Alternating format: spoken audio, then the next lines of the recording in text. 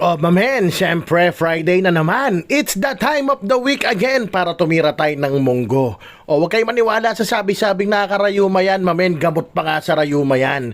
Ayan, tapos sinamahan pa natin ang napaka-healthy chicken feet, mamen. Na punong-puno ng collagen, o, diba? Ngayon ko lang tinry to, mamen, pero ang kaduluduluhan, ang sarap pala, mamen, kaya tirahin na natin. Baka tirahin pa ng iba. O ito na nga, mamen, simulan natin sa cooking oil, mamen. Yan lang ang kaya nating biling oil, mamen, ay nasa coke. Pero goods pa rin naman yan, basta onti-onti lang tayo mag-oil, mamen, ha. Kaya na nga, ginisa ko na yung mga aromatics, sibuyas, tapos sinunod ko na yung bawang, mamen. Maglalagay din tayo ng tiskama. Ayan, o, mamen, tas diretso lang tayo sa paggisa. Kahit hindi mo na masyado durugin yung kamatis dyan, mamen. Kasi papakuluan naman natin ng matagal yan. Ayan, sa pressure cooker ko nga tinira. Pero kung wala kang pressure cooker, mamen, pero same lang sa kaldero, mas matagal mo lang talaga palalambutin. Ayan, maglagay kayo ng bagoong, mamen, mga 2 hanggang 3 kutsara sa inyong munggo kasi talaga namang nakakasarap yan. Kasi hipon yan, mamen, di ba? Alamang yan.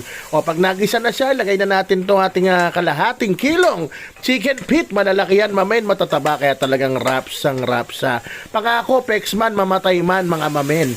Ang sarap pala ng chicken feet munggo at healthy pa kaysa magpata-pata ka, di ba? Mga taba-taba. Pero syempre, masarap din yon. Kaya lang, iwas-iwas muna tayo, mamen. Kaya dito muna tayo sa collagen. Ayan, sinama ko na nga rin yung dyan, yung munggo. Habang ginigisa ko, sayang naman din kasing init, mamen.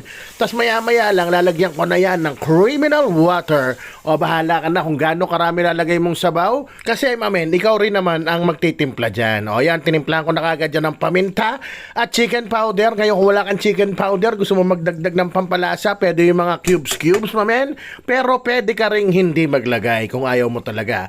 Ayan, patis ang nilagay ko, men, natural, umami flavor din yan, mamen. Tapos tinakpan ko na. At ipe-pressure cook ko to, mamen, para sa mga hindi marunong mag-pressure cook. Pag gumaganyan na siya, hinaan nyo na ng todo para tipid sa gas, tsaka kayo mag-oras, mamen. Mga 30 to 40 minutes, putok na yung munggo dyan. Ayan, after 40 minutes, patayin muna natin at pasisingawin na natin siya. Ngayon, kung medyo marami yung sabaw mo, mamen, lumagpas ng 3/4 ng iyong pressure cooker, wag mo gawin yan, mamen. It's either hayaan mo lang lumamig o paandaran mo ng tubig hanggang sumingaw siya, mamen. Ayan na nga, tignan nyo itsura. O pagbukas nyo, buksan nyo na ulit yung kalan nyo. At ayan, kumukulo na nga kagad siya dahil mainit pa yan. At pwede nyo natikman yan dyan. Pero ako, lalagay ko muna tong mga gulay ko, mamen, which is yung ampalaya lang na bunga. At ceiling green, mamen, goods na sa akin yan. Pero marami kang pwede lagay dyan. Yung mga pwede sa pangsigang, pwede rin dyan, mamen. Di naman tatanggi yan. Ayan, sabay tikim. Goods na goods, mamen. Di na kailangan timplahan. Kaya naman niluto ko lang saglit itong ampalaya, mga 1 minuto. At nilagay ko na itong dahon-dahon natin ng ampalaya na paboritong paborito ko. Pampajabs yan, mamen. At pag nandiyan ka na sa parting yan, i-ready mo na yung kanin mo. Mamaya ka na uminom ng alak. Lamanan mo muna yung tiyan mo. Kasi, mamen, ako, titirahin ko na yan. Baka tirahin pa ng iba. Kaya naman, isisigaw ko na. Alright. Rapsa. Mamen, enjoy kayo. Happy Friday.